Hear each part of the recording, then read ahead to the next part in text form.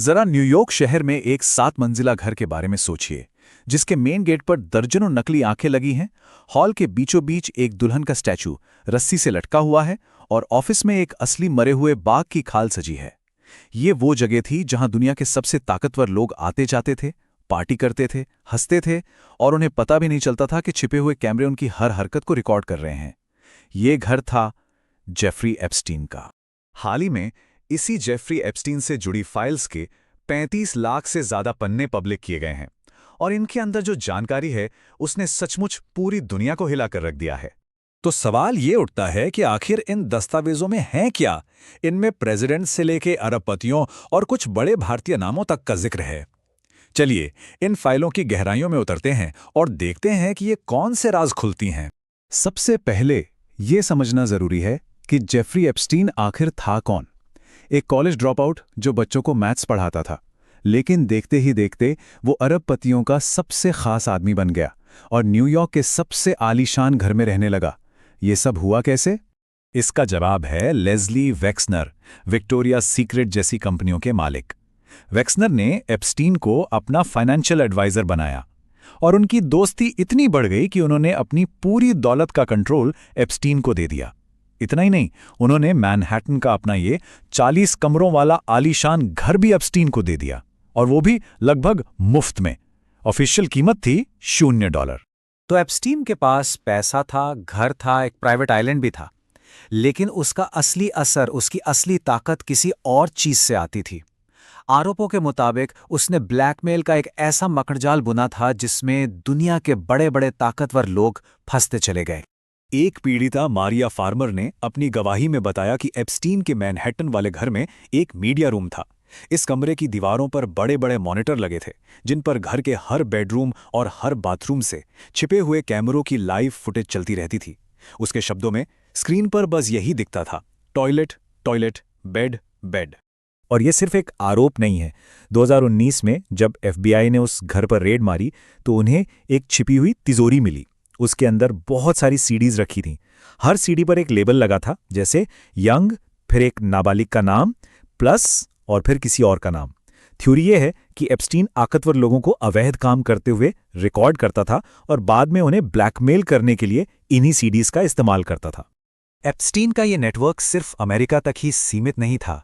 इन फाइलों से पता चलता है कि उसके तार दुनिया भर के पावरफुल लोगों से जुड़े थे।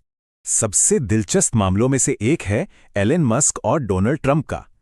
2023 में मस्क ने ट्रंप पर आरोप लगाया कि उनका नाम एप्स्टीन फाइल्स में है, लेकिन विडंबना देखिए, जब 2024 में नई फाइलें सामने आईं तो खुद एलन मस्क का नाम भी निकल आया। उनके और एप्स्टीन के बीच कई ईमेल्स मिले, जिसमें से एक में मस्क एप्स्टीन के आइलैंड पर सबसे वाइड पार्टी के बारे में पूछ रहे थे। बिल गेट्स ने भी पब्लिक में कहा कि एप्स्टीन से उनकी कोई खास दोस्ती नहीं थी, लेकिन द न्यूयॉर्क टाइम्स की रिपोर्ट कुछ और ही कहानी बताती है। रिपोर्ट के मुताबिक 2011 के बाद जब ये बात सबको पता चल चुकी थी कि एप्स्टीन एक सजायाफ्ता अपराधी है, तब भी गेट्स उससे कई बार मिले थे, यहां तक कि उसके प्राइवेट जेट में भी सफर किया था। इस लिस्ट में कई बड़े नाम हैं, लेकिन शायद सबसे बड़ा झटका ब्रिटिश शाही परिवार के प्रिंस एंड्रयू को लगा। उन पर एक 17 साल की लड़की के यौन उत्पीड़न का गंभीर आरोप लगा। इसके बाद उन्हें बहुत भारी कीमत चुकानी पड़ी। उन्होंने कथित तौर पर 12 मिलियन पाउंड देकर केस तो सेटल कर लिया, लेकिन किंग चार्ल्स ने उनसे प्रिंस की उपाधि छीन ली और उन्हें अपना शाही घर भी खाली करना पड़ा। चलिए अब बात करते हैं उन दस्तावेजों की जिन्होंने भारत में भी काफी हलचल मचा दी है। इन फाइलों में कुछ जाने माने भारतीय नागरिकों के साथ एप्स्टीन के कनेक्शन का जिक्र है। उद्योगपति अनिल अंबानी और एप्स्टीन के बीच हुए मैसेजेस का रिकॉर्ड भी सामने आया है।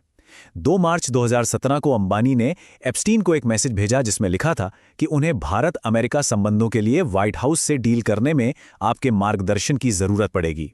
फाइलों के मुताबिक 23 मई 2019 को, यानी जिस दिन भारत में लोकसभा चुनाव के नतीजे आ रहे थे, अनिल अंबानी ने एप्स्टीन से उसके मैनहट्टन वाले घर में मुलाकात की। इस मीटिंग को रिकॉर्ड्स में मोदी मीटिंग कहा गया है। और इस मीटिंग के ठीक अगले दिन जो हुआ वो और भी ज्यादा चौंकाने वाला है। एप्स्टीन ने ट्रंप के मुख्य रणनीतिकार स्टीव बैनन को एक मैसेज भेजा जिसमें सिर्फ 3 शब्द लिखे थे, मोदी ऑन बोर्ड। इस मैसेज से यह अंदाजा लगाया जा रहा है कि शायद उनकी बातचीत को भारतीय प्रधानमंत्री की सहमति हासिल थी। इन फाइलों में एक और भारतीय नाम सामने आया है, मौजूदा केंद्रीय मंत्री हरदीप सिंह पुरी का। दस्तावेज दिखाते हैं कि उन्होंने एप्स्टीन से कई बार मुलाकात की। इस पर पुरी का कहना है कि ये मीटिंग्स तब हुई थीं जब वे एक अंतर्राष्ट्रीय संस्था के लिए काम करते थे और मंत्री नहीं बने थे। हालांकि 2014 के एक ईमेल में एप्स्टीन ने लिंक्डइन के फाउंडर से उनका परिचय भारत में आपका आदमी कहकर करवाया था। प्रधानमंत्री मोदी से जुड़ा सबसे सनसनीखेज दावा एप्स्टीन के एक ईमेल में मिला। उसने लिखा, भारतीय प्रधानमंत्री मोदी ने सलाह ली और अमेरिकी राष्ट्रपति के फायदे के लिए इजराइल में नाचे और गाए और ये काम कर गया। ये बात प्रधानमंत्री मोदी की 2017 की ऐतिहासिक इजरायली यात्रा के बारे में कही गई थी। हालांकि इन सनसनीखेज दावों पर भारत सरकार ने बहुत सख्त प्रतिक्रिया दी। विदेश मंत्रालय ने इसे एक सजायाफ्ता अपराधी की घटिया बातें बताया और कहा कि इसे अत्यंत अवमानना के साथ खारिज किया जाना चाहिए। तो लाखों दस्तावेजों के सामने आने के बाद भी ये कहानी यहीं खत्म नहीं होती। असल में कई बड़े सवाल अब भी बाकी हैं जिनका जवाब किसी के पास नहीं है। हम अब भी नहीं जानते कि कुल 60 लाख दस्तावेजों में से बाकी के 40% क्यों रोके गए हैं। इस पूरे ग्लोबल स्कैंडल में सिर्फ एक इंसान, घिस्लिन मैक्सवेल को ही सजा क्यों मिली है? और सबसे बड़ा सवाल, क्या जेल में एप्स्टीन की मौत वाकई एक आत्महत्या थी या फिर उसे राष्ट्रपतियों, राजकुमारों और अरबपतियों के राज दफन करने के लिए चुप करा दिया गया? आखिर में ये पूरा मामला हमें एक गहरे सवाल पर लाकर छोड़ देता है। क्या जेफरी एप्स्टीन की कहानी सिर्फ एक अपराधी की कहानी है या फिर ये उस सिस्टम की कहानी है जो ताकतवर लोगों को हर कीमत पर बचाता है? इसका जवाब शायद उन बाकी फाइलों में छुपा है जो अभी तक सामने नहीं आई हैं।